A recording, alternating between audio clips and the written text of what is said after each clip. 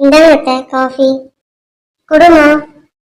ஏண்டா சந்துரு, வாழைப்பழத்தை கொஞ்சம் கொஞ்சமா உரிச்சு சாப்பிடலாம்ல?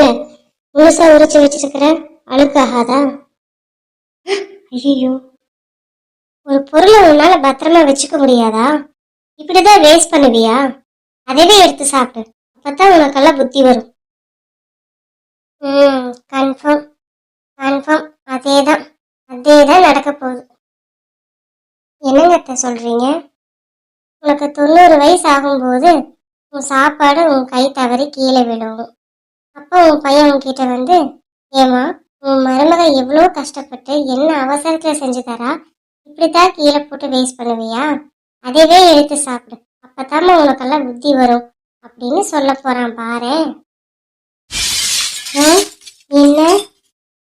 ஆமா, இப்ப நீ அவனுக்கு என்ன சொல்லித்தர? சின்ன பையன் ஏதோ கை தவறி கீழே விழுந்துருச்சு, பரவாயில்ல விடு தம்பின்னா நீ சொல்ற.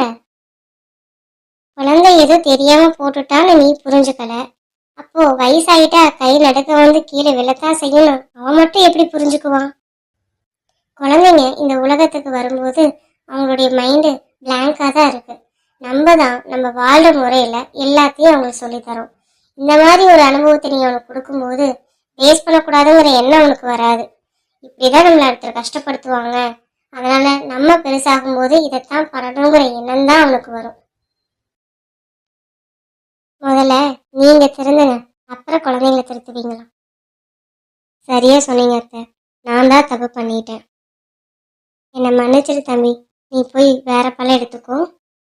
இனிமேல் அம்மா இப்படி பண்ண மாட்டேன். பரவாயில்லைங்கம்மா. சந்துரு, இங்க வாடாப்பா, இப்படி வந்து உட்காரு. வரேன் பாட்டி. உனக்கு இந்த சிண்டு சிடா கிளி பத்தின கதை தெரியுமா? தெரியாதுங்க பாட்டி. சரி, நான் சொல்றேன் கேளு. ஒரு காட்டுல சிடா சிண்டுன்னு 2 கிளிகள் வாழ்ந்துட்டு வருது. வா, நம்ம தோட்டத்துக்கு போயிட்டே பேசலாம். உட்காரு சந்துரு. 2 கிளியும் எப்பவுமே காலையில போய் தனக்கு வேணுங்கிற அளவுக்கு வயிறார தானியங்களை சாப்பிட்டுட்டு மழை காலத்துக்காக தானியங்களை சேகரிச்சு வைக்கும். இப்படியே தினசரியும் நடக்குது. மழை காலமும் ஆரம்பிச்சிருச்சு. சிடாவும் சிண்டுவும் அதனோட கூட்டிலேயே போய் தங்கிக்குச்சு. மழை காலமும் ஆரம்பிச்சு மழை ஜோன்னு பெய்யுது, வெளியவே போக முடியாது.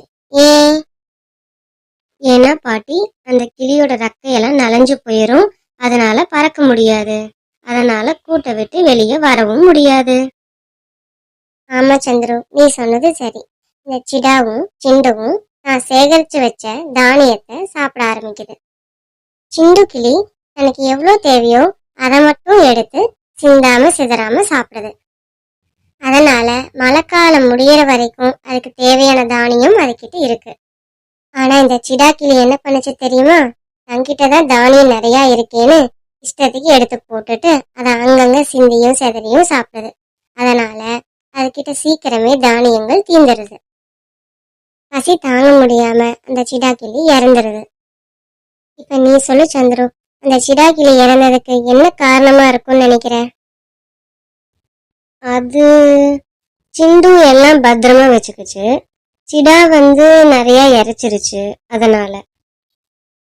ஆமா, டெய்லி இப்படி இறைச்சிக்கிட்டே இருந்தா தானியம் சீக்கிரம் முயத்தானே செய்யும். இதுல இருந்து நம்ம என்ன தெரிஞ்சுக்கிறோம்? எதையும் வீணாக்க கூடாது, பத்திரமா வச்சுக்கணும் தெரிஞ்சுக்கிறோம் பாட்டி. ஆமா சந்திரு, நீ கரெக்டா தான் சொல்ற. உன்னோட அப்பா எவ்வளவு சிரமப்பட்டு உனக்காக காசு பணம் சம்பாரிச்சிட்டு ஒரு பொருளை வாங்கி தராரு. அதை நீ எவ்வளவு பத்திரமா வச்சுக்கணும். அது சாப்பாடா இருந்தாலும் சரி, வேற எதா இருந்தாலும் சரி, நமக்காகத்தானே அப்பா அவ்வளோ கஷ்டப்படுறாரு. நல்ல துணிமணி எடுத்து கொடுக்கறது, ஸ்கூலுக்கு அனுப்பி படிக்க வைக்கிறது, விளையாட்டு பொம்மைகள் வாங்கி தரது, இல்ல நீ வேற எதையாவது கத்துக்கணும்னு ஆசைப்பட்டேன்னா அதுலயும் சேர்த்து விடுறது. இதுக்கு எல்லாம் பணம் தேவையில்லையா? இதெல்லாம் சம்பாதிக்கிறதுக்கு அப்பா எவ்வளவு சிரமப்படுறாரு. அம்மாவும் அவங்களுக்கு எவ்வளவு உறுதுணையா இருக்காங்க.